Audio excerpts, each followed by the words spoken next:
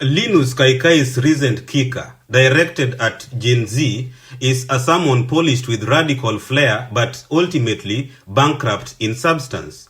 He urges the youth to register en masse as voters, acquire the most powerful weapon in the democratic universe, and patiently wait for 2027 to fire William Ruto out of State House.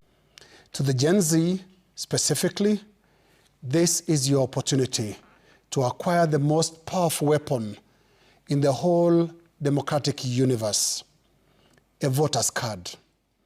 A voter's card is the one true equalizer. It has exactly the same value for each citizen, regardless their status in society. A voter's card is the most lethal peacetime weapon any civilian can possess in a democracy or even an aspiring democracy like. The emotional weight of his 2002 anecdotes of citizens weeping with joy at the fall of Moi is designed to seduce Gen Z into believing that the voter's card alone is salvation. Yet, beneath the polished kicker lies a dangerous fallacy, the notion that a corrupt system can be dismantled merely by exchanging one set of opportunities for another. His kicker, for all its dramatic flourish, is nothing but a hollow lullaby meant to pacify, not liberate. What Kai Kai presents is the myth of voter's card as a panacea to Kenya's problems. Yes, a voter's card is important, but Kai Kai's obsession with it elevates a single instrument into a false god. He calls it the great equalizer and a lethal peacetime weapon. But a weapon without organization, without ideology, without a clear target is nothing more than a blunt object. What he does not say is that Kenya's problem is not just Ruto, but an entire rotten class of politicians recycled from the same cesspool of opportunism. To imagine that removing Ruto only to enthrone Kalonzo Musyoka, Fred Matiang'i, Rigathi Gachagua, or David Maraga will cure the nation is to substitute one poison for another. These men represent continuity of decay. Kalonzo, the unprincipled survivor. Matiang'i, the enforcer of state violence whose trail leads to bodies in Rivayala. Gachagua, the tribal demagogue, reducing Kenya to a corporate shareholding.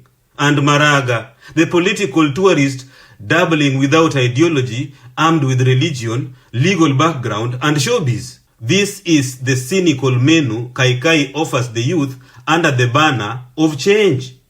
The real lesson of 2024 was the power in organization. Kai Kai invokes 2002 as Kenya's last credible election. But Gen Z's reality is not defined by the nostalgia of Kayole's cues. It is defined by July 2024 when youth shook the nation through protest, solidarity, and mass action. They learned that power lies not in waiting for ballots but in organized confrontation with injustice. Their energy toppled arrogance, forced retreats, and reminded the ruling class that fear changes sides when the people unite. Yet, Kai Kai counsels passivity, that is, register, wait, and vote. This gospel of patience is poison, the same drug that has paralyzed generations while opportunists looted the republic. What is more, the system cannot be reformed with the same hands that built it. What Kai Kai deliberately avoids is the uncomfortable truth. Kenya's crisis is systemic. Corruption, unemployment, anger, and collapsing services are not variations of bad leadership. They are products of a capitalist order designed to enrich the few at the expense of the many. To vote out Ruto and usher in another clique of recycled elites is to polish rust. Without ideological clarity and revolutionary organization, elections become a cruel carousel. One thief out, another thief in, followed by fresh chants of betrayal, so and so must go. This is not democracy. It is managed misery, endlessly recycled. The road forward is moving beyond Kai Kai's sermon.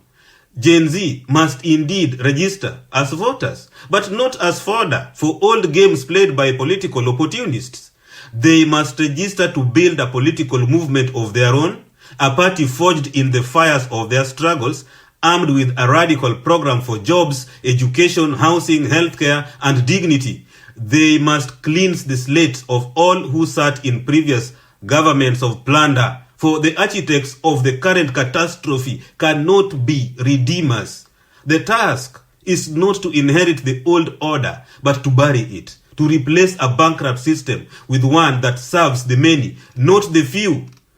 Kai Kai's kicker is seductive but hollow, a glittering shell with no fire of liberation, and Gen Z must reject it. By urging youth to believe in the voter's card alone, he transforms a weapon into a toy, a movement into a cue, and a generation's energy into passive anticipation.